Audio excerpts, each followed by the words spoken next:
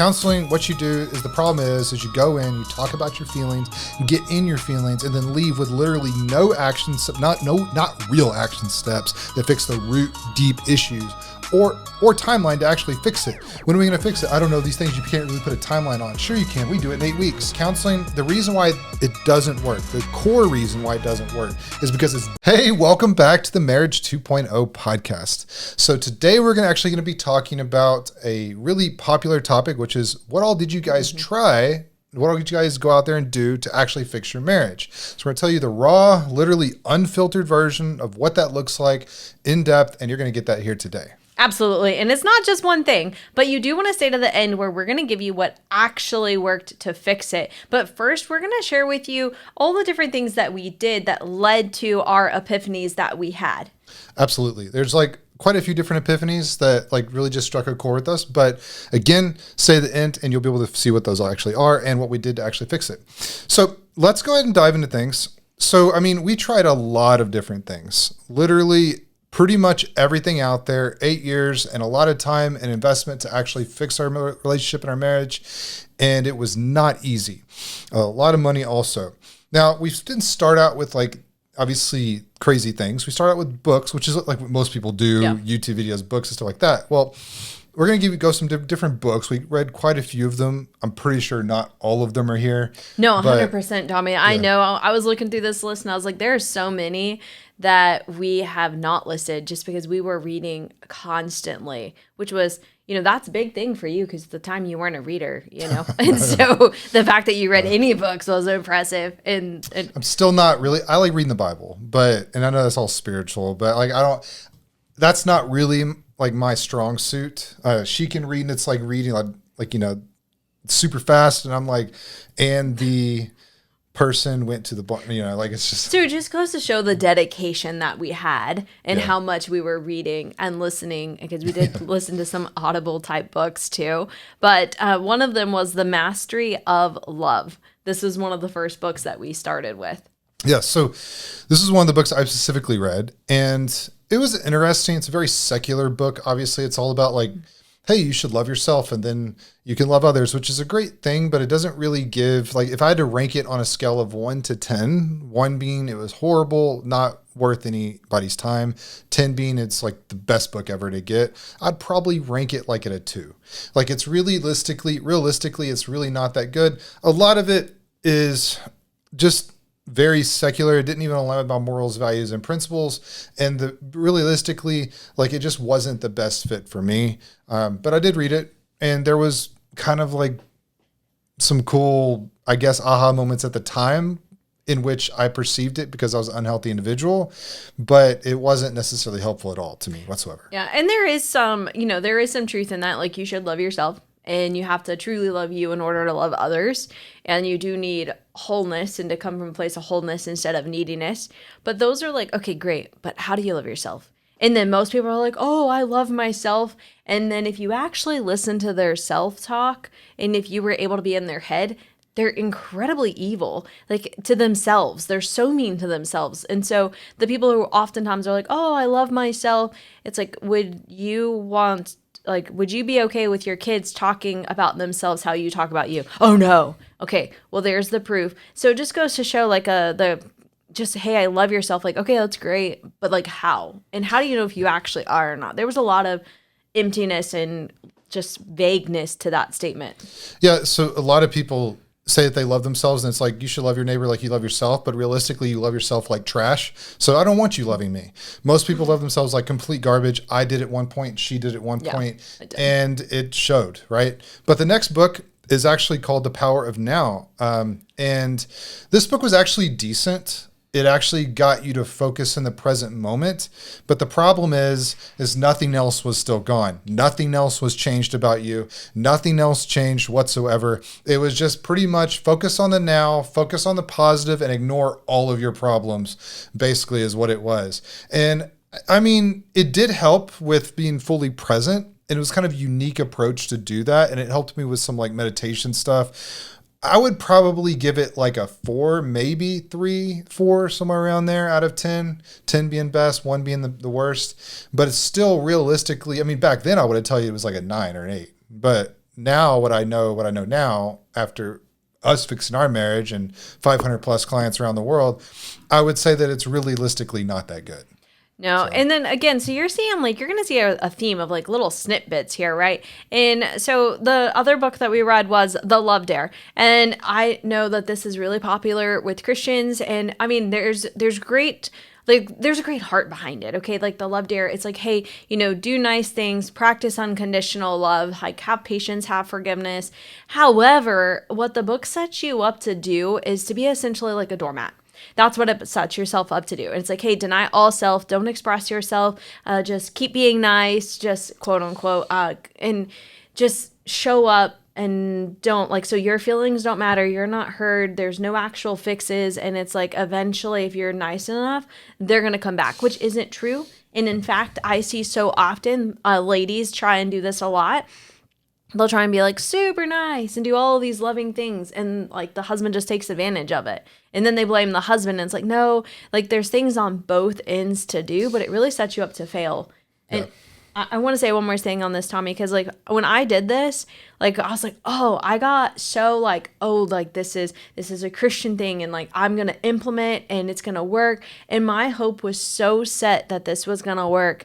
I just remember like, literally feeling like my heart was being ripped out when it wasn't working, and it didn't work. Yeah, there's just no way this could ever work for anyone. And I know that's an infinity statement, but there's just realistically, like, I'm sorry, that is not all that it takes to actually build a healthy individual. Let's set somebody up to do a bunch of nice things for their spouse.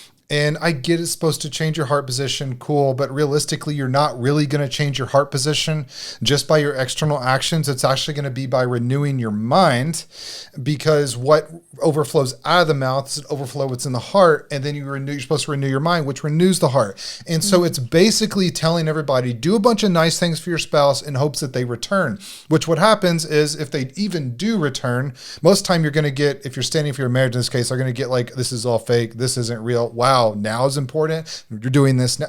We get it. We've been there. And we've seen hundreds of, if not thousands of people go through that. And then what happens is it's like, oh, well, then if you do get them back, guess what? You're stuck in earning conditional performance-based love. And if you miss the mark, guess what? They're out. And the thing is, there's nothing different about you. There's nothing different about your spouse. There's literally, it's just, I'm sorry. I hate the book.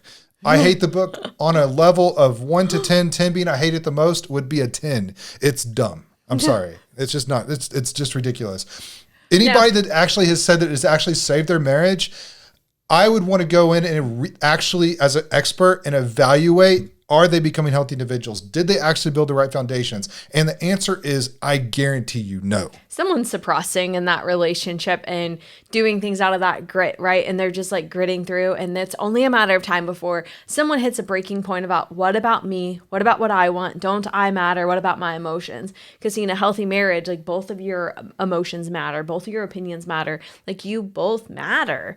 And so in that book sets you up to, you both don't matter with that book. And it's just about being nice. And like Tommy said, it's that conditional love. And eventually you're going to have a day where you're not in the ability and mental space to show up that way. And then it's like, oh, well, then they're going to leave. And it creates that massive roller coaster. But Tommy, let's talk about the next one. So we don't cuss, but we are going to say what this book is without one word. And it's called The Subtle Art of Not Giving an F. Fill in the blank. Fill in the blank all you want. But it's an interesting book. We read it in the midst of things. Well, after it was kind of like towards the end of things, but regardless, it's basically a book that gets you in a place to where you stop earning people's approval. And that's great and everything. It's all about these tactics and perspective shifts and all this stuff. And not all of it's bad. Nothing's all bad in every single one of these books. I have to look at all of them, but there may be one of them. But like regardless, either way, it's one of those things where that's cool and everything. But the problem is, here's it is. You're no different. You're just using tactics and you're just using mindset shifts, which isn't going to do anything for you in terms of actually building a new version of you. And it doesn't address the deep-rooted beliefs on what's really causing the feelings of not good enough and I have to prove myself and I have to do external stuff. So realistically, it's never, ever, ever going to help with that. Yeah. Like it's not. And what I really took from that Subtle Art of Not Giving a Crap book is really that just to become numb and just say, oh, I don't care. Oh, I don't care. Like, allow nothing to hurt so that you don't have any of those emotions. Just pretend like nothing bothers you. And okay, let's be real. It bothers you. And that's why people numb out. And people use numb out and then they turn to different addictions, whether it be drinking, gambling, like weed, shopping, online shopping, or binge eating, video games, affairs, all of those different things, like because they're numbing out, right? So I don't like the book. It skipped a whole thing. Now, you shouldn't care about what people think because like we don't serve like man, we serve God. However, it does not put a healthy language, like a healthy perspective on in that book. No. I want to talk about the next one. Go ahead. So the next one is the 5 love language. And this one is, again, very common, very popular, especially with Christians. And there is some good points to the love language of like, hey, people show love in different ways. And Tommy and I do show love in different ways. First of all, like if you're not like affectionately touching me, like then I'm kind of missing it sometimes. I'm like, I want to be... He's like, but I'm next to you. I'm like, yeah, but no, like, I want to sit on you and like just really be engulfed in touch, right? However, here's the thing. During different seasons, during different trials, during different life stages, you're going to be having different things go on emotionally and mentally that's going to make your love language different.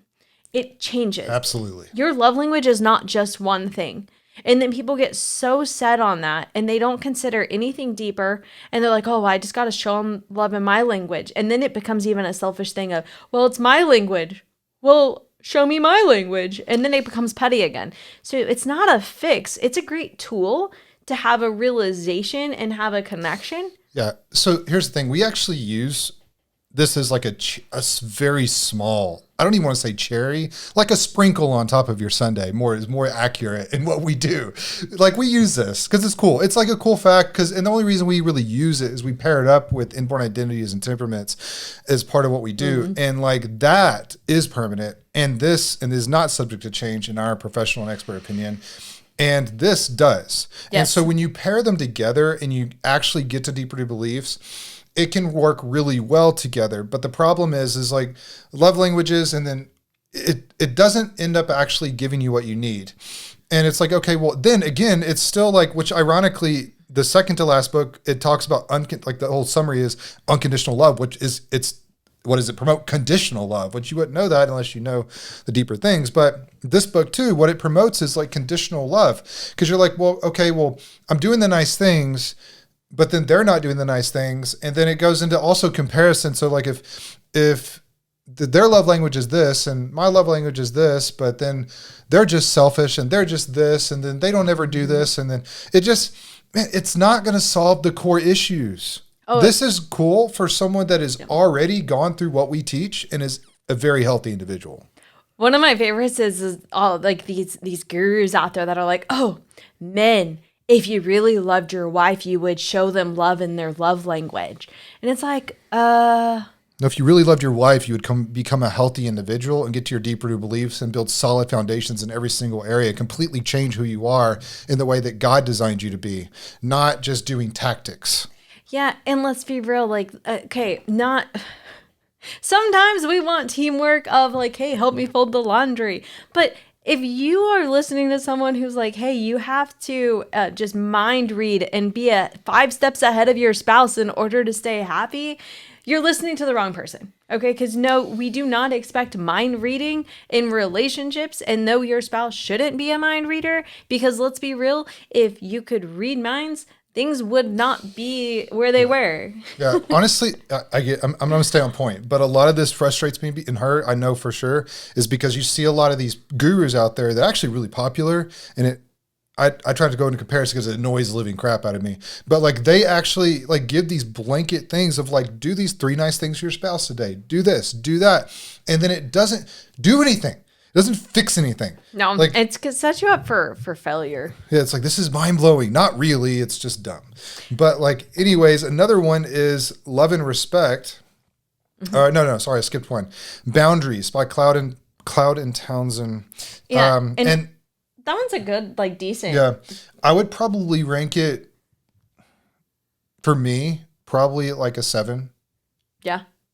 Like, it's actually a legit good book. It's missing pieces that are very crucial, maybe even a 6. I'd make it down to that. But for the most part, it's pretty solid. It just misses foundations and actual boundaries. So it talks about implementing boundaries, and it's actually like, if you do it as in itself, I feel like it could give you a good start in it. We've actually recommended it to people in the past and still do sometimes because it's, it's relatively cheap and near free. But like the thing is like, to really set boundaries effectively, it misses the point of like, hey, you have to set them based on who you are and your identity, which doesn't teach on identity, doesn't know who you are, those types of things. And so you can't really you got to develop that. You got to clear values. You got to base it on those things, not a specific person.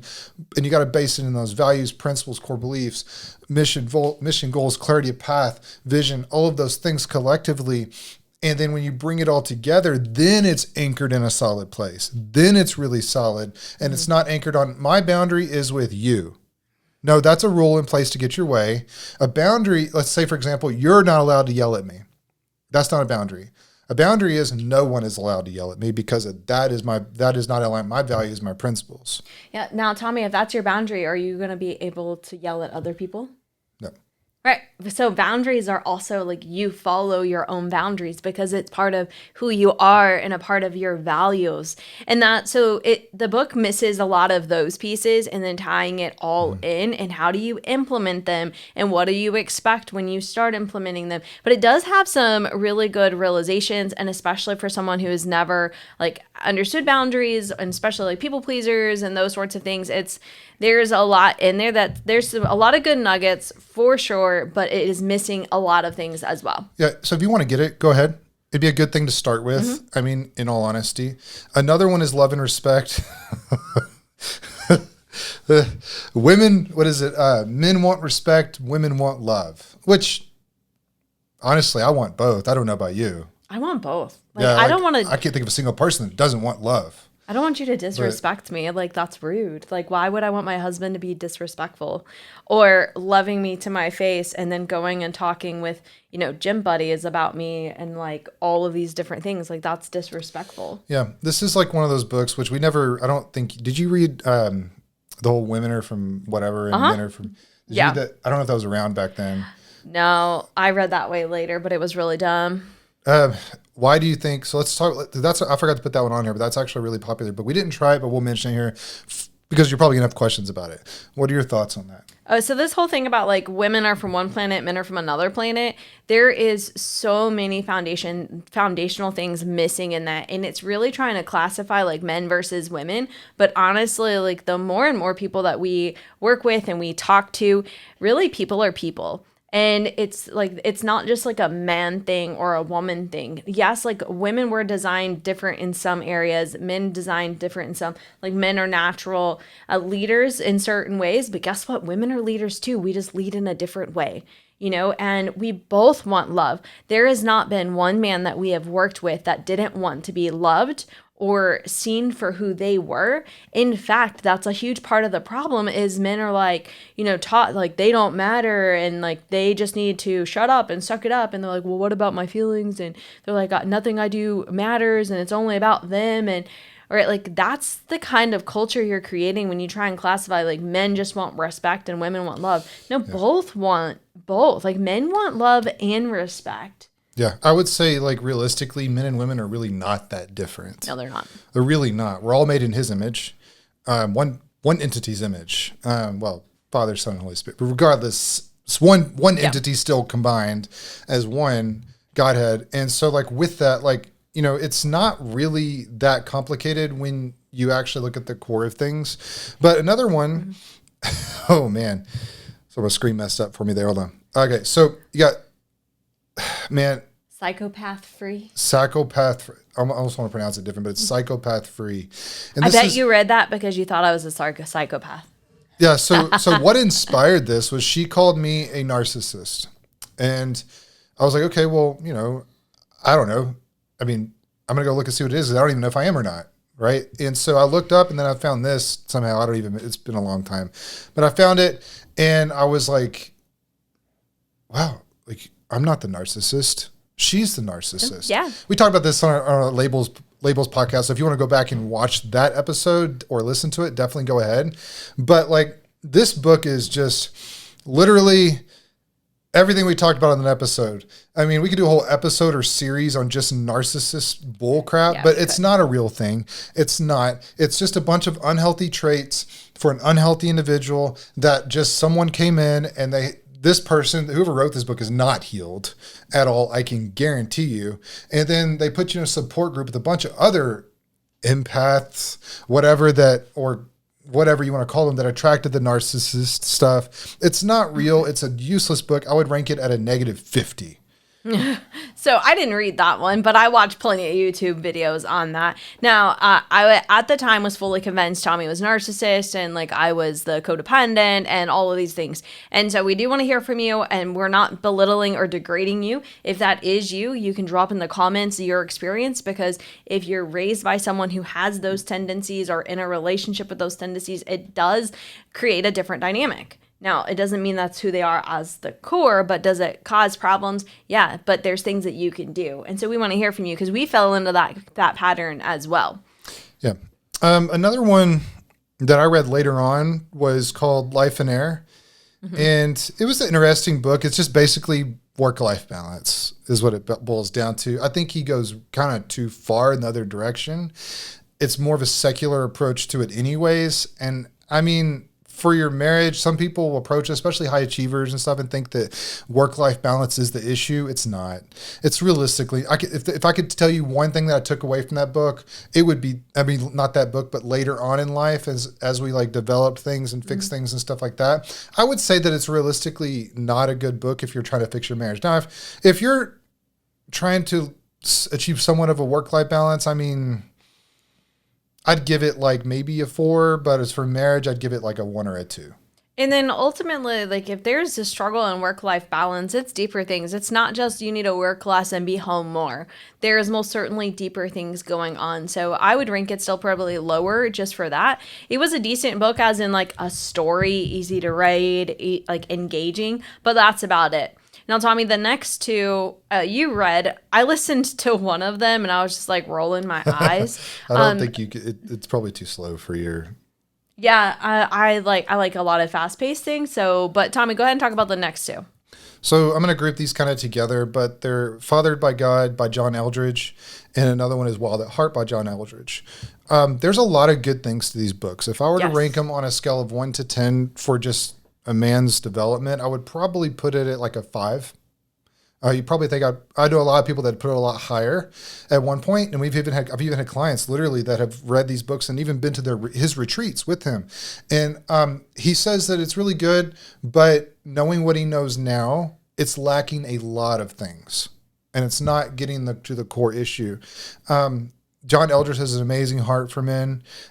He's done a lot, and I can't speak enough good things about him, but with that, it's not really going to help you fix your marriage at all. So in terms of guy development on a scale of 1 to 10, like I would probably put it at like a 4 or 5.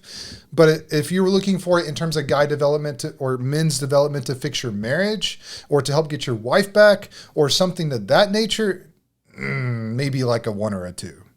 Yeah, and there's a lot of really good key things in there. And I listened to, I think it was Wild at Heart, and because I was like, well, what is he listening to? Because, at that time, like, we were really petty, and I was like, oh, I got to listen to see what kind of, let me be real. At that time, I was like, what kind of garbage is he listening to say that I'm the bad person? And I was like, that's probably what he's trying to fill his mind with to prove that he's right and I'm wrong. Can't say I didn't think the same thing about you. So. Yeah, we were both in that. And so, obviously, like, you can tell, like, when you're in these places, like, your overall mindset is affecting, like, and filtering, like, what you're reading as well.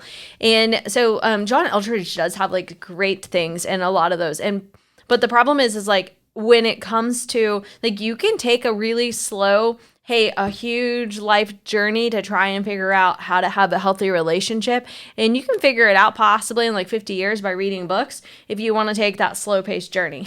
I even really question that. Yeah. I'll be honest, like, if ever. If you want to be able to piece it again, like in trial and error and get divorced and try again with some new nuggets. And that's kind of like what these books have stacked up to be. Like there's good parts, but they're missing the fundamentals. And so there'll be like a good part here, good part there. And then, so the next one, Tommy, that you read was No More Mr. Nice Guy. Which is really funny because I don't think you were that nice. Yeah, I definitely was not. Like, it's about... I was like, maybe you should be nice. Maybe that it would be better. It's about trying to get a guy to operate in his proper masculine perspective. Out on a scale of 1 to 10, 1 being it's the worst, 10 being it's the best, I would rank it a negative 10. It's garbage. It's nothing's good about it, in my opinion. It's very secular. There's not really a lot of good points in it. And in my professional opinion, I would stay massively away from it. So I'll just leave it at that. It's just going to get you in a place to where you end up actually being a jerk. Because here's the thing, like, you got to understand all the way you're going to interpret every single one of these books is going to be through your lens of your beliefs and your perceived values and the things at the core of who make you who you are, which is toxic at the moment because you haven't built all the proper foundations in all the key areas, or else you wouldn't be having marriage issues. And so like the thing is here, like you're going to interpret all these through a very unhealthy lens. And so I'm not saying you can't take good things from a lot of these books, but this made me more of an a-hole. I'm just not going to lie to you. So it wasn't good. Another one, last one that we'll kind of go through, and if you want to add any more, you can, but it's After the Affair. And to be honest, I would rank it on a scale of 1 to 10, negative 100. Horrible book. It's by Janice Abrams Spring.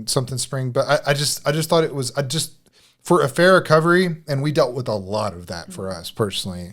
A lot of affairs, a lot of emotional and physical affairs, like to a high extent. And maybe we were just way more out there. I don't know, compared to what she was used to dealing with. I have no clue. But when it comes down to it, like it's one of those things I just thought a lot of the tactics and the things they tell you to do, it's a lot of coping techniques. It's not really getting to the root of the beliefs. It's not really fixing things. It's not addressing and preventing the affairs from ever happening again, because we don't believe in once a cheater, always a cheater if you fix the root issues. And that's the thing. It's like, I don't really agree with the book at all. And so a lot of these books were okay nuggets, or some of these books were okay nuggets. I wouldn't say a lot of them. Some of them had okay nuggets in them. Mm-hmm. But none of them helped save our marriage. No. And I don't remember the exact title. There's one more book on boundaries that's written by a woman, and it's really popular. People are passing it around still. And like, I read it after, and it was along the lines of one of the examples it gave was like, a good woman would think ahead and know that their husband would need batteries and their flashlight in their truck, and you should make sure that you go check the batteries and give them extra batteries for their flashlight in their truck. And I was like, what?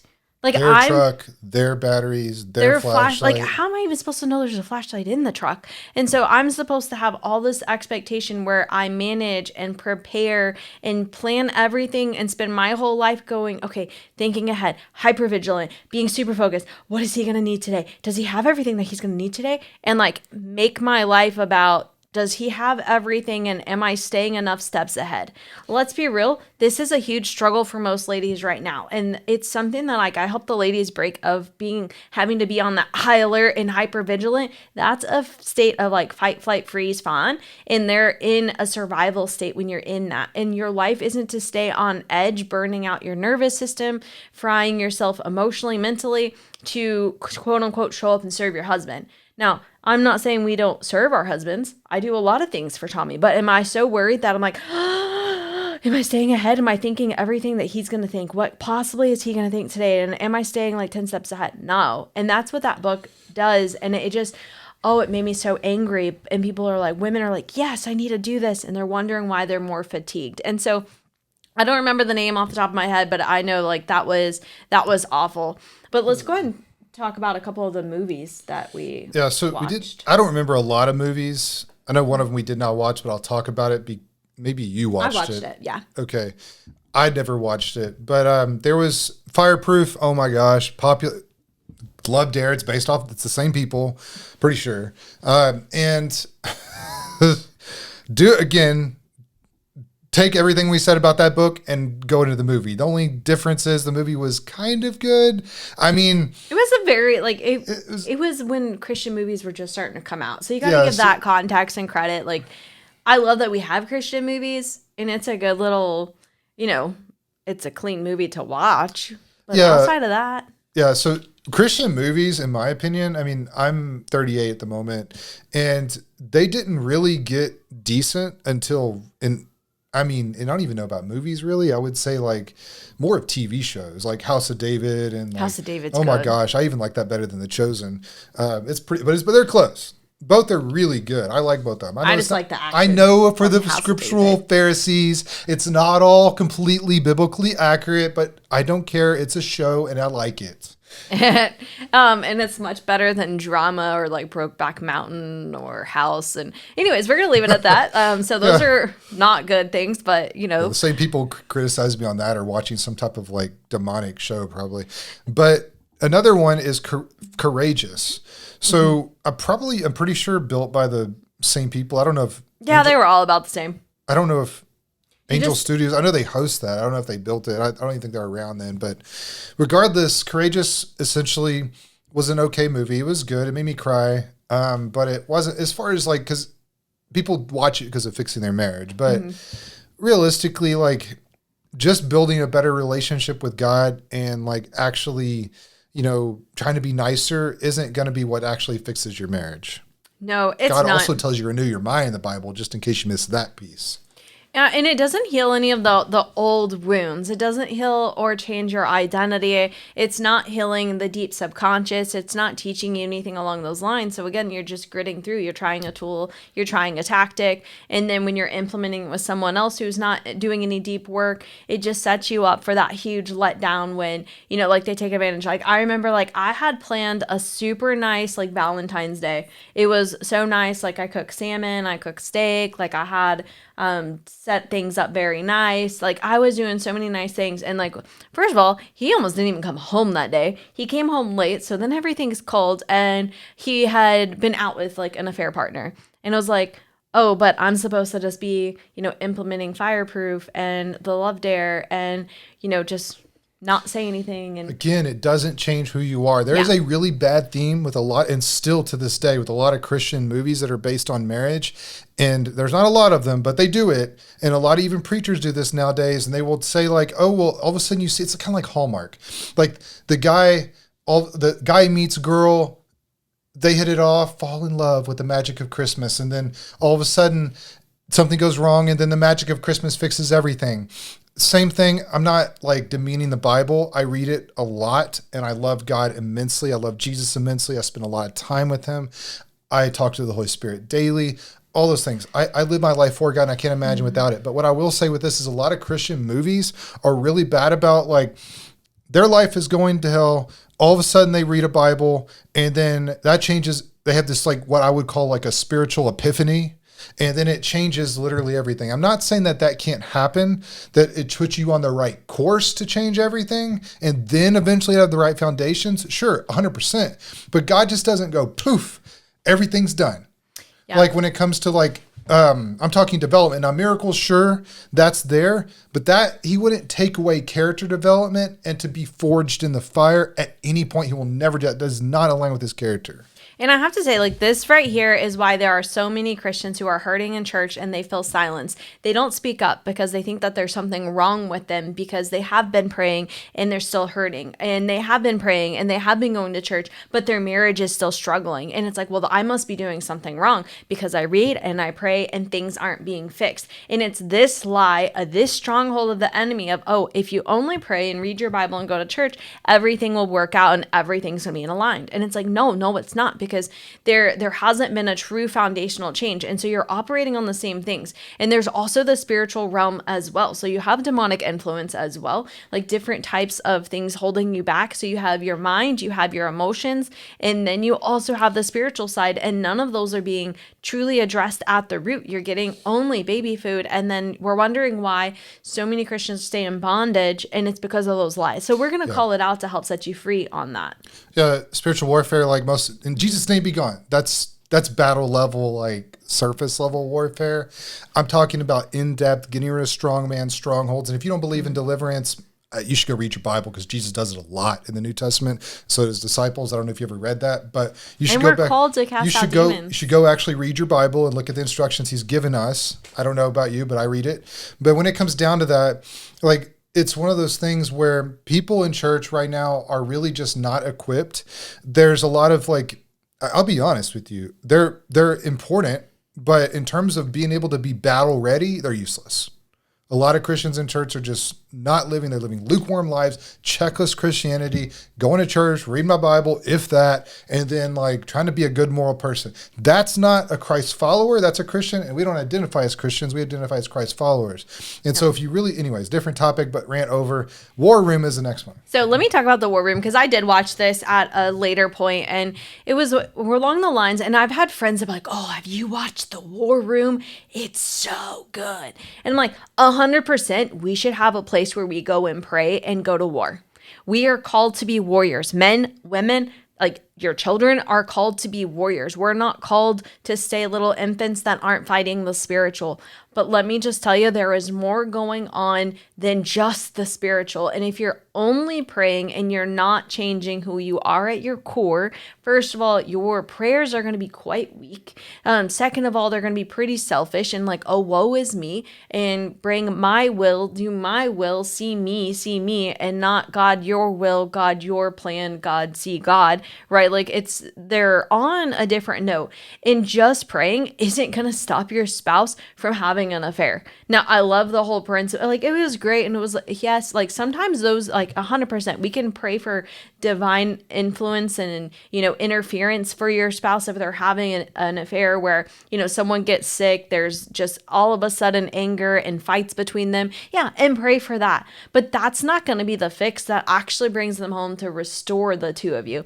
But that's what it showed in the War Room. It was like, oh, if you just go to war and you just pray in your room, then, all of a sudden your spouse is going to have this huge change of heart, and they're going to come back, and they're going to be so loving, and they're going to be like, I'm so sorry. And they're going to come clean, and you're going to cry in each other's arms and live happily ever after. And it doesn't work that way.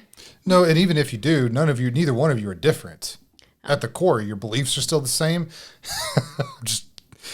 It's not going to be good. Do you remember we actually did this part? We prayed. I don't remember the movie, to be honest with you. Well, that's because you didn't watch it. So I watched the movie later, but the whole, the principle behind it. So, right, we did this, and it's going to go along with some of, the tactics here in a minute. But I remember, when you first cheated, and it was like, oh, you came home, and, I had been praying for our relationship, and you came home, and you told me all about it, and you cried, and I cried, and we, hugged. Had this moment of just complete clarity. Yeah. And we were like, okay, we're going to work on things. And it was like, it was like where the movie would end, right? Like, oh, we're going to, but then there's more. Cue the next scene of things didn't change. And then, well, that open door of the affair, Tommy liked that validation, and I was still doing my own things. And so cue division continued and got worse and worse and worse. So that moment, where they normally cut movies, was actually just that false artificial high, and then the crash later. Yeah. But also, what I will say with this is, I would be knowing what I know now about spiritual warfare, and I mean in-depth spiritual warfare, and I'm still a beginner compared to some other people that have been doing it for 30 years. I'll be honest. I still got a lot more to learn. But what I know now and what I've been through, that's a totally different series. We'll talk about that later. But spiritual warfare wise, doing this, if you're not equipped beforehand, oh man, you're in for a world of pain, like beyond what you already have enough marriage issues, and then you couple like a bunch of spiritual astral projections, warfare, like demonic demons walking into your room at night, all these other things, like physically seeing them, like things, businesses, and just things, different things collapsing. Woo, go ahead. If you want to experience a warfare and actually become a threat, go ahead and do that without being really equipped first. I promise you will regret it. Now, the thing is, like tactics, let's move on to that. So we talk about movies, talk about books. Tactics, we did like the whole, so to speak, quick to listen. Yes. And I know that's in the Bible. However, people cherry pick one verse out of the Bible and then use it to live their life by. And that's not always necessarily bad, right? We should do certain things a certain way, and the Bible can be very literal sometimes, a lot of times. But like the thing is like it also requires, they couldn't have possibly put everything in it. And so there's a lot of depth. Everything is perfect in it, but they had to put, for you to seek more him. And so you had to learn more. So like the whole, so to speak, quick to listen, again, you're not different at the core. And so we did this though. Oh, 100%. So this one, and let's be real, when you do things like slow to speak and quick to listen, it's through that grit form. It's like, hey, I'm going to grit through this and I'm going to be slow to speak and quick to listen. And you're gritting because really you have all of those unfiltered thoughts that you just want to let them know. You have all that hurt and pain that you really just want to express to them. You know, those little comments and the prove your point and to show them wrong, they're still there. All the thoughts are there. All the hurts, the pains, the trauma. It's still there. Beliefs. And then you're wanting to be like, just slow to speak and quick to listen. And it's only a matter of time before someone pops off. And then it's like, see, you're no different. And you're right. Like, you're not different. It's just, you were just trying a tool. Now, like, yes, like being slow to speak and quick to listen is a great thing. Like that in of itself, like is a great thing. But when you're not a healthy individual, it's through a grit factor. And that's not how you break habits and change the relationship. So and your body language, your tonality speaks way more than your words. Yeah, people. So God just brought this to me, but I want to present it. This is what people typically think, maybe not directly, but behind the scenes. This is what they're thinking. I do XYZ tactics. I do XYZ measures. I do that for long enough, and then time is going to heal all wounds. That is a lie from the devil himself. Time does not do anything to wounds. It just, except for makes them worse. It will fester them and become infected. And then that's why you see people literally older dying with cancer and different things like that, because they have a lot of unforgiveness. And but like a lot of this stuff, like it's not going to, you don't, just doing tactics long enough in hopes that it changes their view of you and then, or view of the marriage or the way they feel about you, because you can make them feel a certain way, right? Not really. Then you hopes that it's going to change long term. No, that's not the way it works. You can't do more to have more. You have to be able to become more, to do more, then to have more. That is the way God designed it scripturally. Anyways. And so let's talk about that. Just talking about everything and just being 100% transparent and focusing on the future.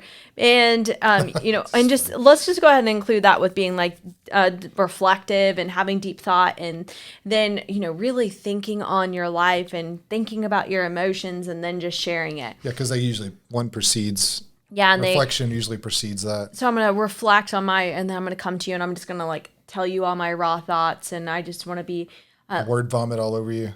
Yeah, that's really what it was. And let's be real, like Tommy, at that time, was there really a time that I was able to not to express myself in a way that was understanding and that wasn't dripping with sarcasm, hurt, and like you were the problem?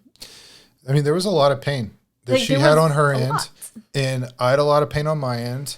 And there's a lot of trauma even before we even met each other that got brought into our marriage. And so like when it comes to, no, we weren't married to anyone else. We're talking about like childhood stuff because we met when I was 16, she was 15. But like the thing is like we see people do this all the time. Literally like, hey, are you guys ready to work on it? Cool. And then like to work with us, meaning, and they're like, oh, well, yeah, we talked about it and we feel like we fixed it. Yeah, right. Okay, sure. Like you didn't fix anything. we how do we know this? We've been through this exactly. Like we talked about it, we forgave, we cried, I cried, we made false promises, we begged, we pleaded, and then all of a sudden it's fixed. We had this bonding moment and everything's understood. And then guess what?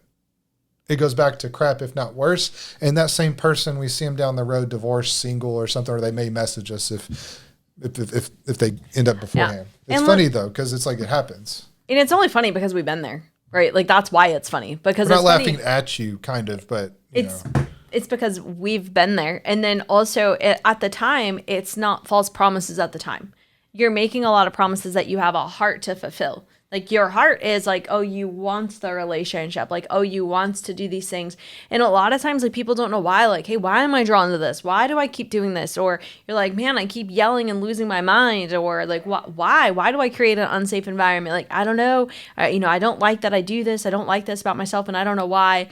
And so your heart is good a lot of times, but it's like that's the problem. Is it's not about where your heart is in the moment. It's about developing those foundations so that you're different. Yeah. Another one is going to be separation at different times. Mm-hmm. So people, professionals and people like that, whatever professionals, will tell you to separate and that time apart heals things. Not really. No, it doesn't heal anything at all. Actually, again, time doesn't heal anything. And what this is going to do in your relationship, and you know I'm telling the truth if you've done it, all it's going to do is provide a lot more distrust in the relationship and more problems than you already have. It's like, what are they doing? Who are they talking to? Who are they with? Like all that stuff is realistically there. So we don't recommend separation unless there is physical violence, and we only recommend that temporarily. You have literally like super popular like programs out there that are for like 12 months, and they'll recommend you literally like going 12 months no contact. And I'm talking like the most popular programs out there. That's not smart to go no contact, by the way. It actually creates a lot of false peace. But so separating at different times, like we tried that, it caused more problems. And I thought it just validated to me that Tommy was the problem, to be honest. Like that's what it validated. For clarity, we both were the problem. Yeah, and I know that I was the problem too. Like there was things that I had to do as well. But that is what it validated for me. I was like, oh, see, Tommy is the problem. See, maybe I would be better off without him. And let's be real, like, no, that was, I would have ended up in worse relationships, and the affairs were highlighting that because the affairs were already worse dynamics. And so that's what I would have attracted. It would have continued. And so another thing that we did was, so we've mentioned this a few times, but we did obviously turn to Bible and prayer. But that was a tactic that we did. And let's be real, like throughout the hell on earth, like we were in church and it didn't matter. Like if we were hungover, or for me anyways, I would go in hungover or messaging an affair partner or whatever. I would still go to church, stay to church and read my Bible. And it was just like the environment, but it obviously like it wasn't the fix. No. And so like reading your Bible and prayer is really great. Mm-hmm. Always recommend it. We'll always recommend it. It's phenomenal. It's one of the best things you can do. But the thing is like this alone by itself is not going to fix your marriage.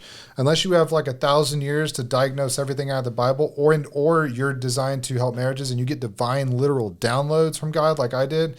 Like that's part of it, sure. But then there's also a lot of other things. I didn't just do that. Yeah. We invested a lot of money and time, significant things, obviously, and other things. Anyways, another one is spiritual awakening, recommitting to God in baptism. And all of a sudden I did this. So I wrote this, I typed this down in there because I did this. I was like, during the midst of everything, I was like, I'm committing my life to God. I raised my hand during service and I got baptized and I'm a new person and I'm going to do things better now moving forward. Don't you believe me? Don't you know that everything's going to be better now? And then, however long amount of time later, I was with affairs and everything's like that. So the thing is like with these is like your mind, your beliefs, none of that's different. And so like the thing is like, that's cool and everything. I'm all for recommitting to God. I'm all for baptism. We have clients to do all those things throughout the programs and stuff. But like, I'm always for those things and you getting closer to God above anything else, becoming more like him. But the thing is like those things by themselves are not going to fix things. Now, am I saying that God's not enough? No, that's not what I'm saying. But I'm not saying that just you recommitting your life to God and not doing the things also that are in the Bible, like renewing your mind, which no one even really knows what that means in society. I do, but most people do not. And then also another thing we did was going on dates. Yeah. I just want to, before you go into that dates though, like, I just want to say, like, if you aren't walking with Jesus, I don't know how you are surviving at all. And so we always want to, like, we are here. We will pray with you if you want to accept Jesus. I just have to throw that out there. So, because, like, I think that's part of what kept me from going way off into the deep end. It was like the thread that kept me afloat. So I would say like a tethering, string of tether, because we went pretty far into the I would just say, like, he kept me afloat for sure. Like, he never left me, but it wasn't what fixed our marriage. But, like, I didn't drown, obviously, or throw in my hands and just give up. So, but going on dates was awful. That was a tactic of trying to, like, fix things, was going on dates. Ignite the spark, bring the spark back. I was like, it was awkward. And then the whole time we were comparing. It was like, oh, well, are you doing this with your affair partner? What about this? And then there was a comparison, because I was like, oh, my affair partner doesn't judge me. They don't make me feel bad. They make me feel so good. And it's like, first of all, I'm sorry that they had such low standards. Okay. Like, it was just like. There is a lot. Another one is like a nice journal about your spouse.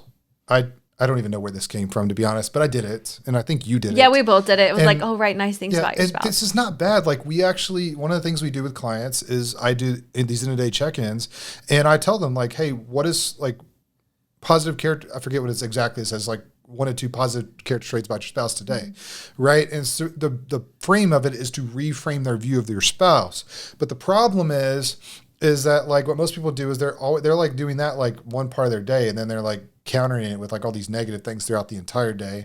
And then on top of that, their beliefs are still the same. And then it's not going to work by itself. Like, for sure. by itself, I'd give it like a 3 maybe at the most out of 10. And let's be real, Tommy, yours were very vain, nice things about me. Yeah. There was 2 things. Like I'm not even going to say what they were, but use your imagination. There was only 2 physical things that Tommy were like, it was repeated, because I found his journal. Of course I read it.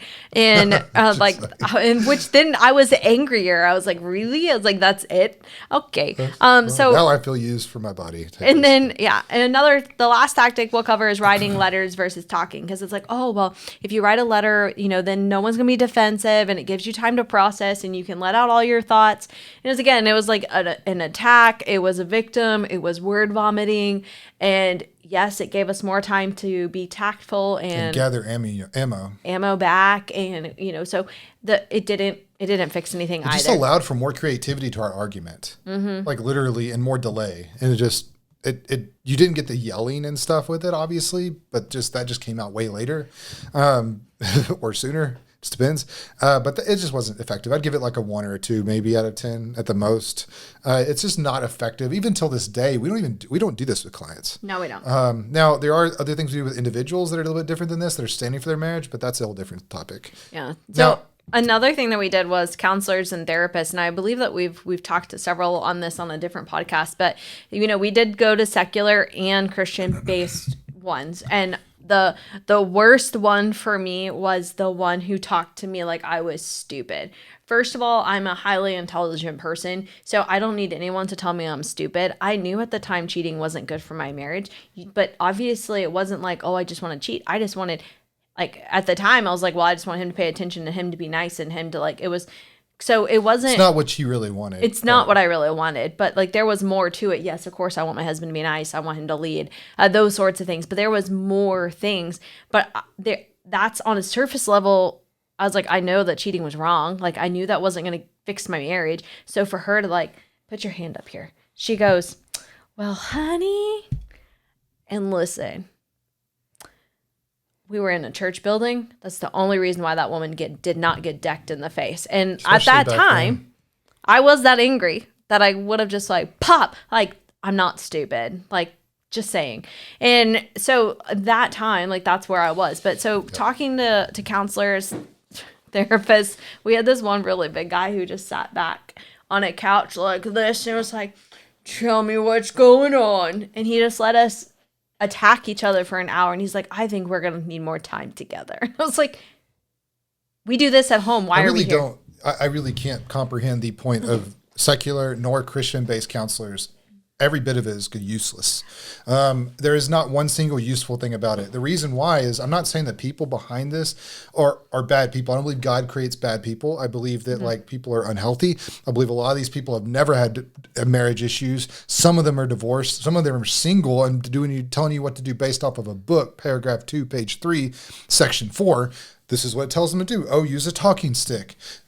So dumb. It's like a lot of these like tactics and things to help you fix your marriage. Write these nice things about your spouse every day. What are 3 things that I did today that made you feel loved, that made you feel this? I'm not responsible for her emotions or making her feel anything, and she's not responsible for making me feel anything. Let's clarify that. Is that even possible? Can you make someone feel something? It's people just that do this stuff don't understand it. Here's the thing. You might be like, well, yeah, actually, if you do something really nice, like, no, actually, depending upon where that person is mentally and what they're dealing with mentally and emotionally, it doesn't matter how nice or whether it be it's something like a gesture that you make towards them or a compliment, or it's even like you can give a huge gift, but ultimately at the end of the day, like if they're mentally and emotionally not there, like if they're hurting and stuff, it's not gonna change that. It might be a temporary artificial like. And then it's like, that's why like when families go on vacation to fix things and have this quality time, it's like, oh, that's awesome. And then, I hear stories from like youth all the time. They're like, we went on vacation. It was awful. My parents fought the whole time. And it's like, yeah, like that's the type of things that happen. And if you're not fighting, you're suppressing, or someone is. So you can't make someone feel those things. Yep. Counseling, what you do is the problem is you go in, you talk about your feelings, get in your feelings, and then leave with literally no action, not real action steps that fix the root deep issues or timeline to actually fix it. When are we going to fix it? I don't know. These things you can't really put a timeline on. Sure you can. We do it in 8 weeks, guaranteed, or your money back.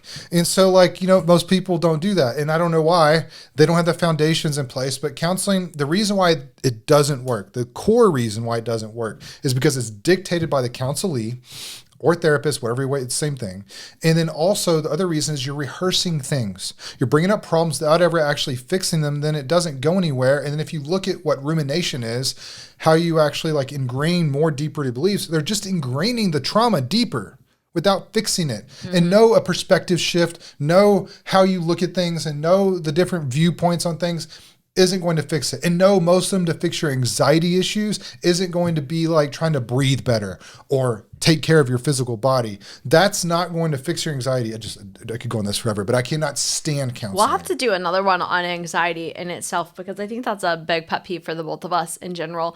But so we talked to a lot of people as well. And so we talked to pastors, and several of the pastors, they're like, well, read your Bible. They gave us scripture to pray. They prayed over us. And that's the extent. And they passed this off to other people. Like some of them did. And we know that we've had plenty of people that came to us and like, well, we're working with our pastor. And it's like, well, we're praying and we have dinner with them so that we can see what their relationship looks like. And it's like, first of all, there is so many hidden things for pastors to get help for their marriage because so many of them struggle because they're humans. Like they're not perfect people, but because these things are so like learning the foundations and having a healthy marriage isn't taught in society. Yeah. I won't say who, but we've had a lot of pastors reach out to us for help. Which is great. Which is great. I would love more pastors to reach out and get help because then they can really truly show up from a healthy place to lead their congregation versus just, I've heard of I've heard someone who's like, well, this is just an addiction I continue to struggle with and I have to battle it. Why do you have to battle it? Why? So Tommy and I have both overcome all kinds of addictions. We don't battle with those still. And so that's... Yeah, porn addictions, alcohol addictions. I'm not, we don't really, go into fixing, meth addictions or something like that. But, basic addictions, alcohol, porn addictions, stuff like that. Having anxiety... There's no reason to cope with any of that. If anybody tells you that here's a coping thing, here's what you're going to do to deal with it, they're just saying coping is a cop-out. That's all it is. They don't know how to fix it. And anybody that labels are also a cop-out of saying, I don't know how to help you or them. So we don't label, we don't give you coping techniques. We actually fix the root of things. I can't stand coping. We also tried talking to family too. as well. And so I had a lot of mixture of comments. So some people like, wanted, like, a lot of my family did really like Tommy. They wanted our family together, but like they didn't like that Tommy was passive. They, at the time, like, he wasn't providing. They didn't like that either. And let's be real, they're my family. And so they didn't like to see me hurting. So they just wanted me to be happy. And so we had a lot of washed, massive, like, bad advice besides, like, I learned obviously from family, like watching, like that's how I grew up. And so having a healthy relationship, well, I wasn't taught, right? And so they really just, they love me, they support us, like, but they were like, wanted to encourage, let's put it that way. So my family wanted to encourage me to be happy. And so they wanted to be like, oh, well, if he's going to do that, there are more fish in the sea. Like, you're such an amazing woman. Like, you'll find someone else. And not really at the time. It was all sugarcoating, and it was all just to make me, quote unquote, feel better, which I just didn't take responsibility. So yeah, let's just be honest. Both of us were very horrible people at the time. Yeah. Very toxic, horrible, unhealthy people. Now, let's clarify that we were unhealthy and toxic, but we had good hearts and people did like us. And we fit really well into normal, quote unquote, society. So it's not like we were some weird oddballs. Like, we were a part of what's normal in society today. That's how we used to be. We're still oddballs because we're out of society now, but like, yeah, but like now we're oddballs in a different way. But like the thing is like, yeah, in a good way. But the thing is we're not saying we're bad people. We were just toxic and unhealthy. So another thing is talking to friends. Now, I had a very different experience than what Desnekka, we kind of mentioned this before, so I'll go over it briefly. But for me, I got abandoned by all of my so-called friends, my network, minus one person that, when I was struggling, did help me to just saying, hey, go to God. That was about it. And I'm thankful for that till this day. But like, the thing is like, everybody else at some point told me to end it with you deserve better, that type of stuff. Wow, I can't believe you're dealing with that. No clue, those types of things. But most of it was like, they just, in my deepest time of need, all these people that loved me, wanted to be around me, let's just say use me for my influence at the time, they left me high and dry. Not one single text message, not one single email, not one single reach out, not one single reach out through her, nothing. All of them completely out, gone. Yeah.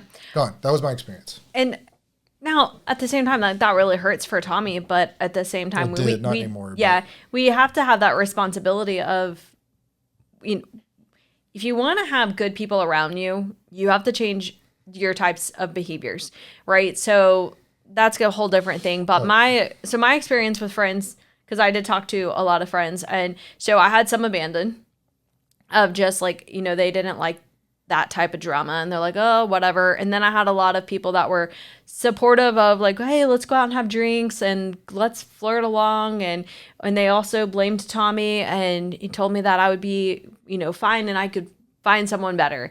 And so I had a lot of people on my corner who were like, oh, you're so amazing, you're so great. And this is where that pitfall that I warn people about, especially my women who are high achievers who won't let the world collapse around them.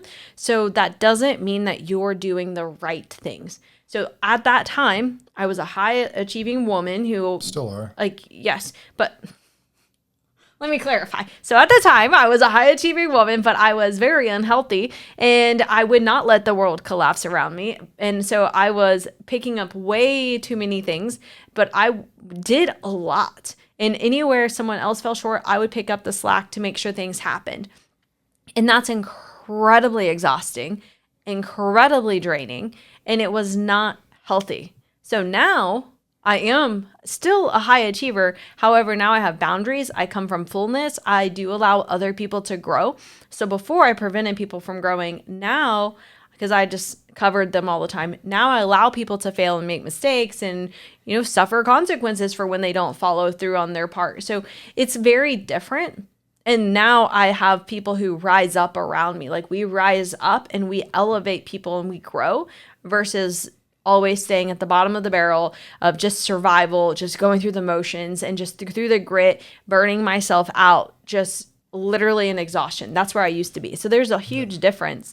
And so even if you're like, well, I'm doing everything. Okay, well, if you're doing everything, you're doing the wrong things. And you need to take that discipline in your drive and apply it in a different way to massively watch your life transform. Yeah, what gets me is like, you get people that like, the funny thing is like they see all these other YouTube comments and like on these other people's videos, and it's like, oh well, like this is profound. Really, profound is like just tell your spouse 3 nice things. Oh my gosh. Anyways, another thing like I will say with a friend is I had one friend that was like a brother to me that I knew for a long time, and she had an affair with one of his friends. I didn't even know that was a friend, and then I told him about it after I found out about it, and didn't get rid of that person in his life and chose that person over me and stopped talking. And so like that was another person that I had that was a friend. And so like I don't hold any bitterness, unforgiveness towards these people at all now. But what I'm saying is like that was my experience with like we're looking at friends. Now, I know you may say, well, my friends are better than that. Sure, maybe. Or are they? Because I forgot to mention, let's mention one of my friends, Tommy. So one of my friends who I hung out with and I'd spent a lot of time with was actually having an affair with Tommy behind my back. Yep. And so it was like, I forgot about that. Yep. Yeah. And so, and we were really close and all of those things. And so, yeah. We hung out all the time. And we were having an affair behind her back. And that's that's unfortunately very common, but we have helped a lot of people who their spouses had an affair with their friend. And so we were there, we've been there. And so let's talk about like church groups and marriage retreats, Tommy, and then we'll go into your epiphanies. Yep. So church groups. So we aim to eventually plant a lot of churches and make it to where they have to implement certain things in their church. But like the thing is like a lot of church groups, like life groups, we went to a lot of these things, life groups, and also I would say marriage classes at church, which are different. Mm-hmm. Sometimes those are paid, this depends, but usually they're pretty cheap anyways. But the thing is like we went to a lot of these different things. And then what happened was we got very, very surface level advice and bad advice. Let's be honest. It wasn't like advice, hey, go cheat on your spouse, but it was like, it wasn't good. Like it didn't help at all. It just had more hostility. It put us more in a place of despair. And I don't even know, like, I really don't know. It was useless. I mean, they had a good heart behind it, but it was. Yeah, one of my favorites was like, you should keep sex in your marriage, which you should have sex in your marriage. You shouldn't. By the way, Tommy, there was this marriage thing was like, oh, you should have a sexless marriage to heal. And it was like, why you should. I saw that the other day and I was like, that's so awful. Like, no, you're following the wrong person. It literally goes against the Bible. But at church, and like in one of these groups, one of the things that I remember, it's like, of course, one of the things I remember is like, you should schedule it, put sex on the calendar. Like that was one of their advice. I had that as a positive though. I was like, oh yeah, they can guarantee it this time and this day. And she was like not on board with that at all. First of all, like that's not like, no. I'm good to have a schedule at all. Like, that's not how I like to live my life, is that rigorous. And I was like, you're not going to tell me when I'm going to do that. No thanks. So it did not work. Like, but that's one of the things I picked up. At the time, Tommy was like, yes. I was like, no. But yeah, not healthy. No. That's funny. You mentioned that. That's the only thing I really remember from the group. Yeah. Another thing is like marriage retreats. So we went to, I'm not going to say who, but we went to a very, very, very well-known, if not the most well-known marriage retreat and intensive. And it was spent thousands of dollars on it. And it was a nice getaway. Especially the best part. Especially for her. Like she didn't have to do anything, cook anything, clean anything. I like that they made my bed every day. Yeah, it was great in that sense. But as far as like, and I would have given it like maybe if you discount, like take out the amenities and all that type of stuff, and you just get to the stuff that actually fixes your marriage, because let's face it, a vacation is not going to do that. Maybe like a 2 or 3. Yeah, I was going to say a 3. Yeah, maybe. Because it was still so surface level, and it was, this is where I had asked them so many different questions, because at this point it was like later on, like after a lot of the things that we had learned, and I was like, well, what about this and this and this? And, I just remember the lady looking at me that led it, and she was like, well, she's like, you're right, like all of those are like very important to have a healthy marriage, but we just don't have time to cover it. And I was like, oh, okay.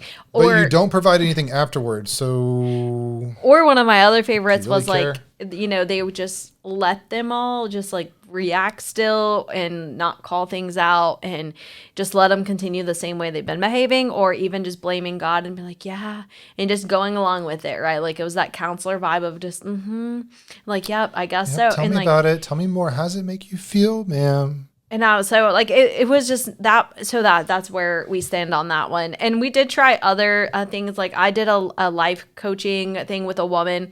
And let's be real, didn't want to take any kind of accountability at the time either. And so that was really hard for me in the fact of if I hit something hard because I didn't know how to process my emotions or how to handle any kind of emotions.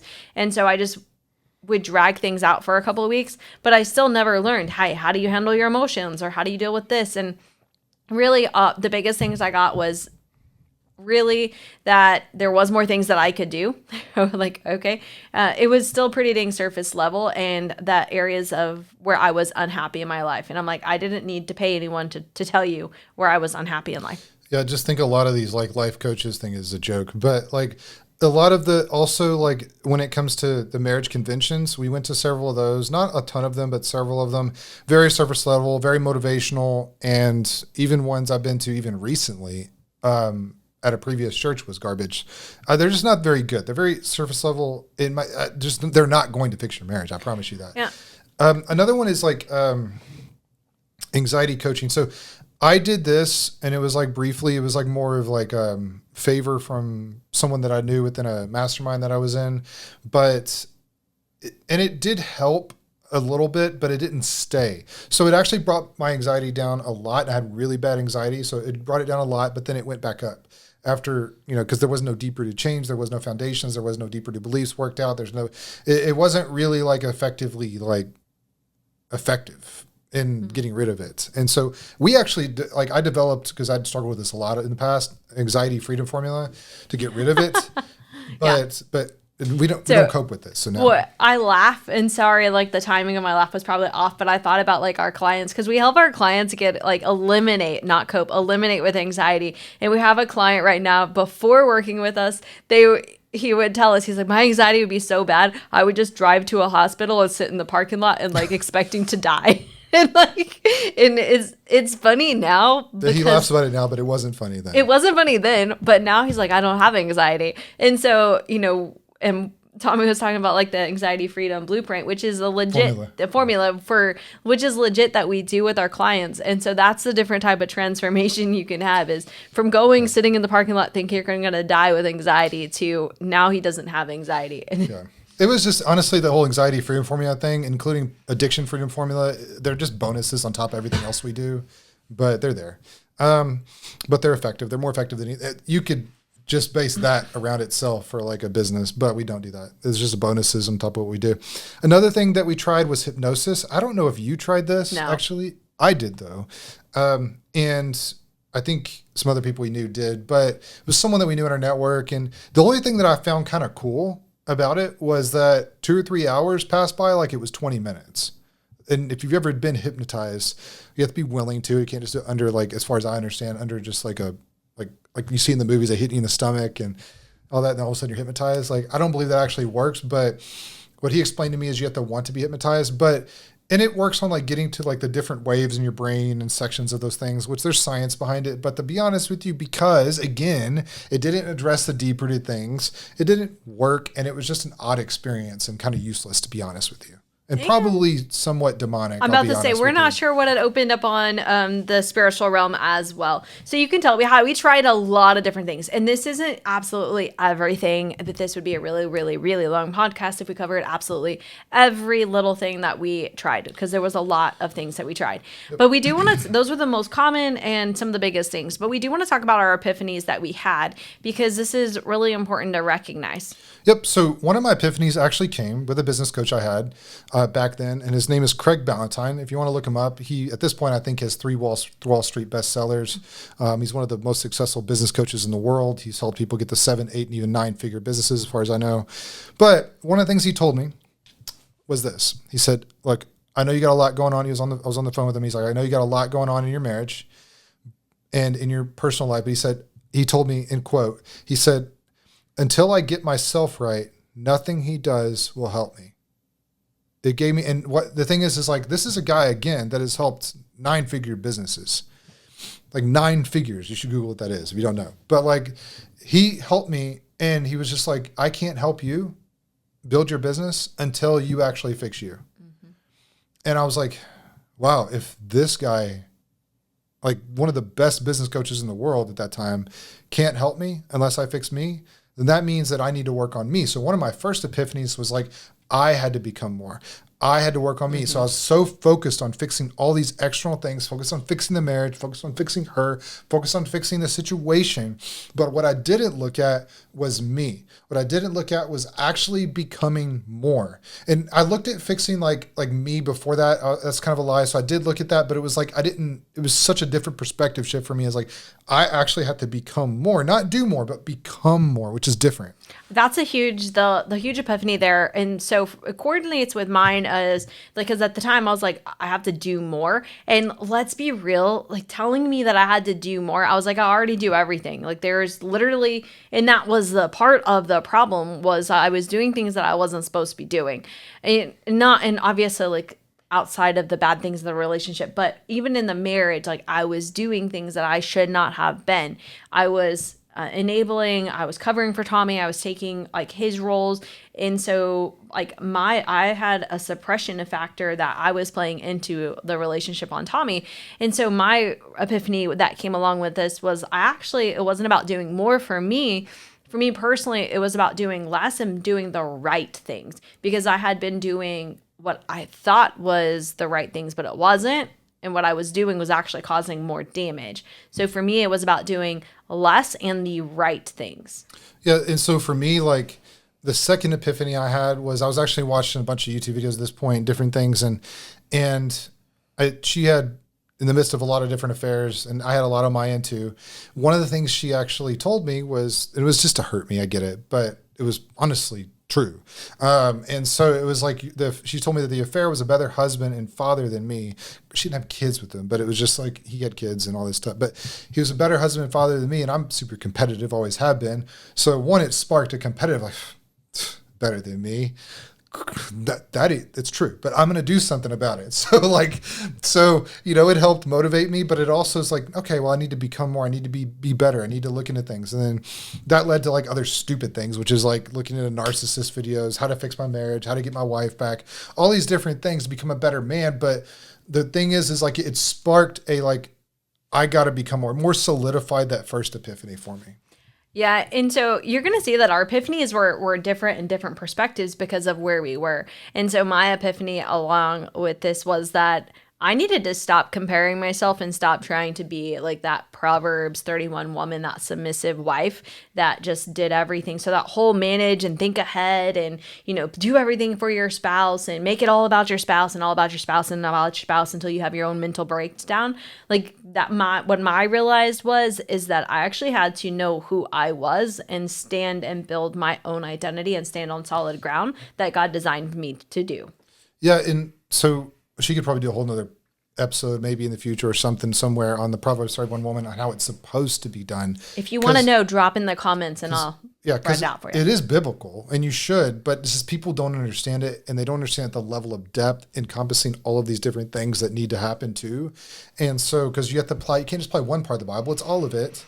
Right. Mm-hmm. And so anyways, if you want to know more about that, cool, drop it below. But another thing that we realized was that like all this stuff collectively that we mentioned so far, and there's more of it, but all this stuff that we mentioned so far really just transforms who we are on a surface level in maybe the actions that we take temporarily, but it doesn't transform the root of who we are. Getting to the core beliefs, getting to who we need to be, like transforming our mind, renewing our hearts, renewing our mouths, renewing our mindsets, transforming who we are at the deepest levels by getting to deeper to beliefs and reprogramming things, and then mindsets, everything else like that did not happen. And so like the third epiphany we had was we have to transform who we are at the root of things, the absolute root of things, because what we're producing, like the Bible says, you can't have salt water and fresh water come out of the same well. So we had to actually have purity and actually create that to be able to produce more. So if you go back to like the whole be, do, have formula, we'll talk about that in a minute, but this is where like part of that came from. Mm-hmm. And I don't know, there was just so much of that. And it was, for me, it was recognizing that all of those things had little nuggets. I was like, there's this piece here, and there's this piece here, and there's this really cute thing here. And yeah, this part plays an important role, but I was like, they're not they're not combining. And it's like everyone had a piece of the puzzle, but it wasn't putting everything together. Yeah. And then, so what we collectively did, essentially, we were coming home from that retreat we told you about.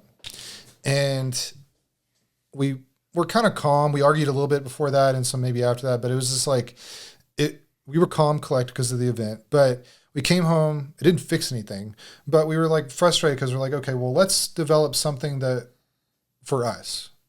Like, let's one more time. We'll develop, and this is everything accumulated from us, other people, divine downloads primarily, even business coaches and stuff. We combined it all collectively into one thing, and it worked. It worked. And then God asked us to help others. Didn't want to, said no. Eventually did.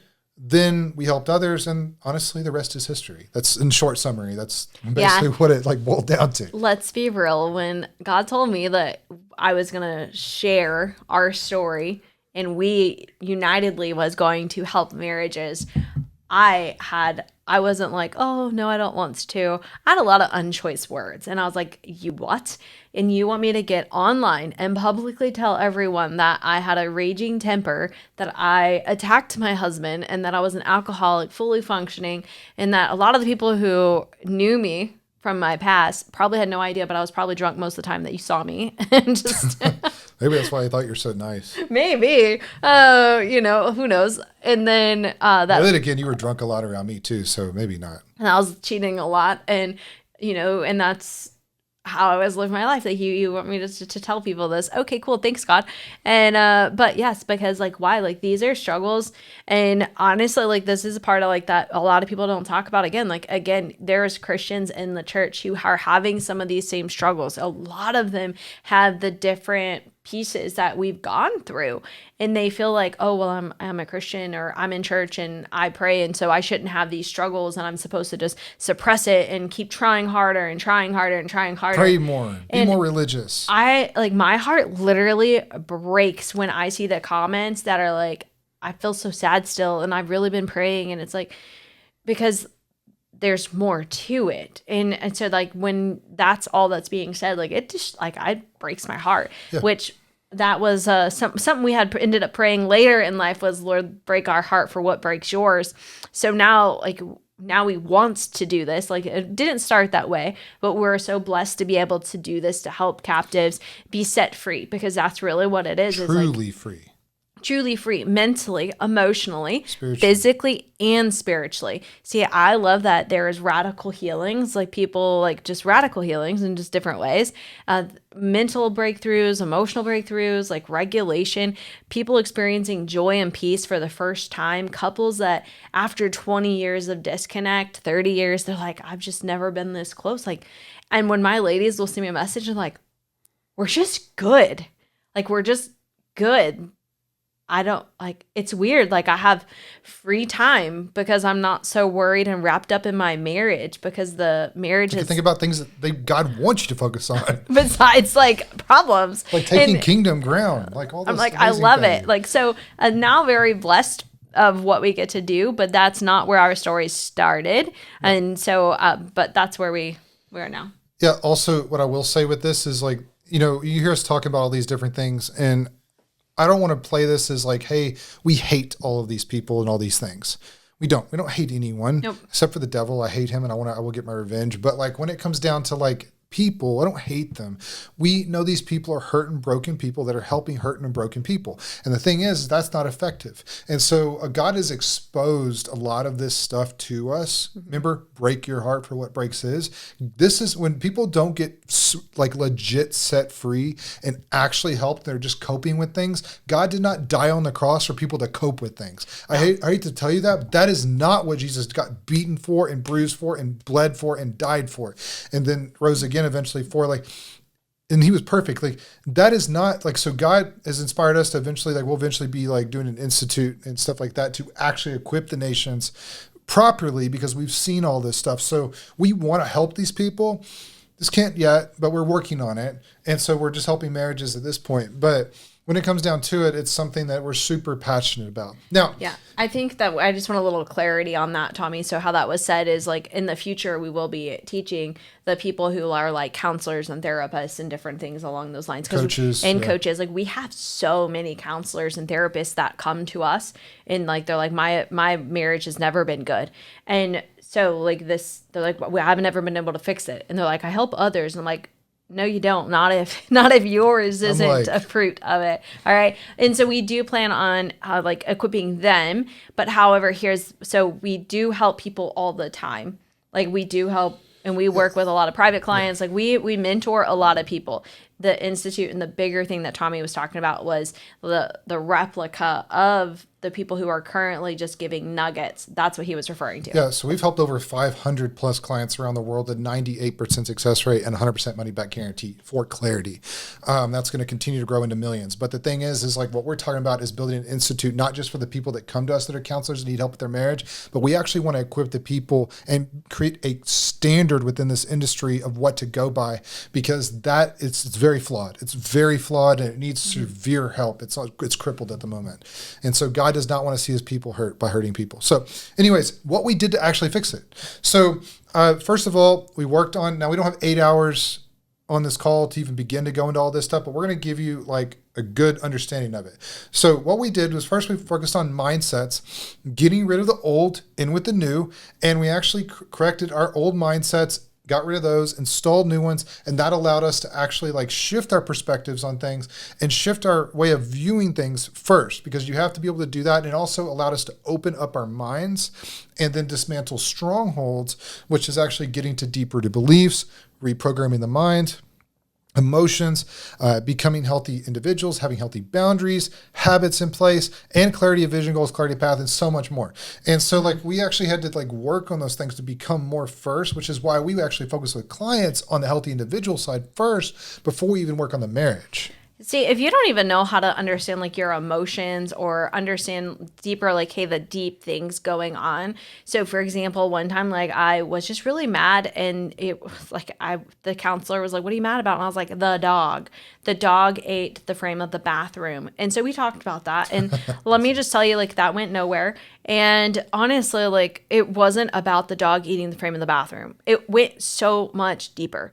And that's the problem is like, and besides, if you're constant emotion is like anger, let me just tell you, anger is only a cover up emotion. Below anger is hurt and sadness. And if you can't understand like, hey, why are you hurt and why are you sad?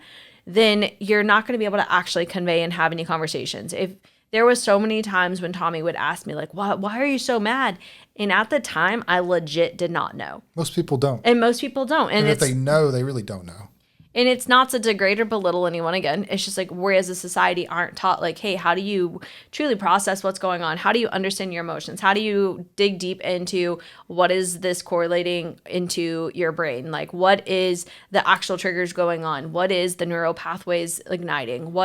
All of those deeper things. And so this mindset and the dismantling of strongholds was that like, hey, how do you actually rewire your neural pathways and change the chemical addictions that your body has been addicted to for so long? Yeah, how do you change the thinking pattern? Because that renewing your mind is so cute, but unless you know how to actually change the chemicals and to rewire the neural patterns, then you're going to be continuing to just grit through, which your body's survival instincts will kick in and outrule that, and you'll fly off the handle or do your go-to at some point. And renewing your mind isn't just about like, hey, like let's just focus on reciting these scriptural affirmations every day. Those are I don't good. care how much you jump in front of the mirror and say, I love myself, I love myself, I love myself like Jesus loves me, right? Like that's not going to change things because you haven't gotten rid of the old. You can't bring new wine into old wineskins. It's going to burst. So you actually have to replace the old wineskins and build new things and not only that, like do deliverance from like demonic kingdoms and curses and strongmen and stuff like that. There's a lot of other stuff that goes into this, but like if you don't do these things to heal the mind, the soul, like actually meaning your soul, meaning your mind, will, emotions, and intellect, like all those things are key. And if you don't get to these things and dismantle these things, along with the other side of things and getting rid of the deep-rooted beliefs as an individual and then building all the habits, all the foundations and being a healthy individual and getting rid of all the old beliefs, you're never going to be able to come to a point where you can actually, one, talk about even the right things in the marriage that are really the root things and be truly heard at a deep-rooted level that even you're not aware of yet. Then you're not going to be able to do that. You're not going to be able to get to that point. So you actually have to get to these things at the core. Yes. And then there's identity too. You have to be walking from a real God-given identity. So most people are operating out of their survival identity. What culture has taught them, what they learned to survive and to get attention and to get away with things as a kid, and to, to get essentially their way of different things throughout their life. That's the survival identity people are living out, but we're called to be living out a God-given identity. And so we have to unlearn. A lot of people are like, I need to find myself. No, you need to unlearn because you're so tainted with the things of the past that we have to unlearn those and to implement who God truly called you to be. And this is also why a lot of people, you might hear us say deliverance and then just go straight to deliverance. But I've seen so many people do deliverance and then within months, if it takes that long, they're right back to the same patterns. And it's because they didn't do any other foundation. Yep. See, you have to get to the root. You have to reprogram your mind. You have to train your brain. You have to reprogram the chemical addictions, dismantle the strongholds, and have deliverance. And so that way you will live out your life differently, because if you just do deliverance, then you continue life the same way. You're going to have open doors and invite everything right back in, but then it's going to be worse. Yeah, but the thing is with deliverance, so a lot of people's people, you'll see it, some people have it, it's post-care deliverance or the counseling, whatever. The thing is with that is a lot of it's, one, if it's counseling, don't do it. But two, on top of that, it's talking about just doing habits and doing things on a daily basis, repentance and what you should, and doing these other things. But the thing is again, behaviors aren't what changes the core of you. Doing more isn't going to change the core of you. So it goes back to the be, do, have formula, which is in the beginning of Genesis. And then, it's become more, do more, then have more. Not do more and then have more. You can't skip the first step in the way God literally designed the universe and everything in existence. And so you can't outwork deep-rooted beliefs, no matter how much of a high performer you are, high achiever you are, you can't do that. And so you have to have those things at the core, which means getting to the root of things, reprogramming things. And we do a lot of that, even we do it all collectively together. This is a complete legit approach, but regardless, you got to have that in place. And then we dive into the marriage. And so the next thing would be the marriage, but you have to become more first before the marriage, right? So all of the things we already covered are fundamental before you even start touching the marriage. And in the marriage, then you do have to build the healthy foundations in the marriage. And you have to have the right type of conversations. We don't word vomit all over our spouse. That's gross. No one wants that, and it doesn't feel good either. And we teach you both to be heard and understood, because men and women both want to be heard. They want to be respected and they want to be loved. And so we teach how to do that, and where you can build a whole healthy culture in your home and truly be living these things out, where you're walking in unity. Your house shouldn't be divided between this person, or this adult and the kids against this other parent, or, this parent and kid against this parent and kid. That's not a healthy home. And so we help bridge that gap where you can have unity. And then after working on the marriage, honestly, our clients will dive into hey, and then they start focusing on other relationships with their parents or siblings or friends that had been strained, because a lot of times it's other relationships too. It's not just one. Yep. And then the last two things is you have to have the tools in place to make sure these things consistently stay in the right direction and on track. You can't, the way we teach things, it's a lifestyle. So we integrate it with a lifestyle, and we're not pitching what we do, but kind of, I guess. But it's you got it. It's mainly just because it's the right thing to do. But you got to have actual or legit tools in place that are ingrained into your lifestyle, culture, and family forever. And then you got to have, with all of this collectively, all of it, because it won't work unless you have this. You got to have it, everything we teach you, ingrained into two key areas: and I mean embedded deep. One is going to be your identity, which you have to get clear on in the first place. I'm talking not just you're loved, you're chosen, you're valued. Sure, that's part of it, but there's way deeper and more vast stuff than that. We're also talking your subconscious, which is 95% of your brain, 5% of that only being 5% conscious. And so that's the 5% you operate out on right now. When I'm talking to you right now, it's 5%. And so like the 95% of you is beneath the surface. And so you have to reprogram all of that stuff at the core of things. And if you don't, then what's going to happen is you won't have something called full embodiment take place, which means it has to become a part of who you are, which leads us to some questions that probably are some pretty common things, which is what if there's too much damage? First of all, I'm just going to tell you right up front. If we've done it, anyone can do it. So there is not too much damage for you to save your marriage. Never, ever, ever too much damage. The second thing, we've helped people in some insane situations that I'm not privileged to tell you right now, but there are, because we don't have time, but there are a lot of like crazy situations. Be like, wow. But another one is like super common is like, what if my spouse isn't willing to work on it? And you know, it takes two to save a marriage. No, it don't. It takes one to save a marriage, two to have one. So it takes one healthy individual to save a marriage, not just unhealthy. You ain't gonna do that. But you have one healthy individual with the right tactics and persuasion aspects in place to get your spouse on board and then eventually save the marriage with collectively together. Yes. But it only takes one initiated. So no, that's a lie. You've been fed by, I don't know who, but like, it's not true. And we lived it. Like that's how like we're here. I started. Yeah, she stood for our marriage. I stood for our marriage. And so like, if we can do it, you can do it too. We went through so much stuff, and if we can do it, you can do it. And so so we just wanted to give you that encouragement and hope there. Okay. And so where are we at now? Cause I want to highlight you've obviously heard a lot of the things that we went through, and I want to leave you with that hope and encouragement, because our life does not look anything like it did when it was hell on earth. It's so different. I talked about how like I was burnt out and I was exhausted just doing everything. Tommy didn't lead, and people saw all the work that I did, and Tommy was like, they're like, oh, it's just Tommy. He doesn't really do anything, and wasn't leading, and how aggressive and how angry I was and aggressive. And by the way, for the people who comment about name calling to me when I was so aggressive, I think it's hilarious. So you just only prove my point when you do that. So please continue to do that. It just shows the reason why we do what we do is to help people break through of just attacking before they understand. Because that's where I used to be. And so now we are no longer in those situations where Tommy does lead. I am a respectful woman who lives by the Proverbs 31, but I'm not hyper vigilant, freaking out, living in survival, trying to manage Tommy's emotion and his environment. We work as a team. We're united, and our of course we still have problems. Like, we're human. Like, this is life. There's problems in life. Our problems now are not marriage related. They're not kid related. They're one about spiritual warfare, because there's always spiritual warfare, and taking grounds for kingdom and building kingdom impact and legacy. And multiplying our impact that God's given us to manage and multiply. The thing is, like, we have open and safe communication. We have deep emotional and intellectual conversations. We have a deep emotional and physical connection.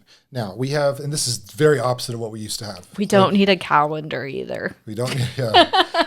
For the comment earlier. It's a lot. Let's just put that out there. In terms of frequency. Sorry, family. But like, anyways, like you threw me off. So we have like deep emotional physical connection, but a lot of it, which is true. And then we also have, of course, like an aspect where we are a team. We have a healthy culture in our home. We're continuing to always develop that. And we spend quality time together. We love each other. We have, you know, a friendship together that's deeper and love that's deeper than what it's ever been together. And we grow together. We are high performers together, and we learn and grow. And we have a lot of massive impact, not only on our family, but on other people's families. And we absolutely love what we do. We're in a very different place than what we used to be by a lot. Yes. And if we can do it, you can do it. And so that's a lot of trust too. I forgot about that. Yeah, we are no longer playing detective or anything along those lines. We forget even the passcodes and stuff to each other's phone, even though we do have them. I don't even know where mine is most of the time. Yeah, and we'll leave it with each other and those sorts of things. And so we're in a very different place. And like, we actually have a God-centered marriage, and it's represented and it's lived out. And so it's no longer just like a fairy tale. Like, we're not suppressing anything. No, like this is our life, and we are living the life that we had thought was only a far off hope and dream and wish in the past. And now it's like, no, like this is our life and you can have it too. And we're on fire for God, and our kids see it. And They're hungry in for their God. life, we've set so much generational bondages free from us. And well, I don't know if it's the right word to say, but like we don't have the generational chains and bondages attached to us or curses or anything like that attached to us anymore. And you know, our kids are going to live a very different life from the start than what we have. And your kids can too, if you have kids. But Yes. the thing is, what we want to ask, I want to ask this question is what's the worst marriage advice someone has ever given you? You want to know, just Drop it in the comments. Drop the drama below. We want to see what it is. Like, you don't have to mention names, but if you want to, I don't care personally. But like, drop it below and let us know what is the absolute worst marriage advice you have ever gotten. I could go into a long list, but if we want to know what yours is, specifically what type of method you've tried too as well. Absolutely. But we love you. God loves you. And we'll see you in the next one.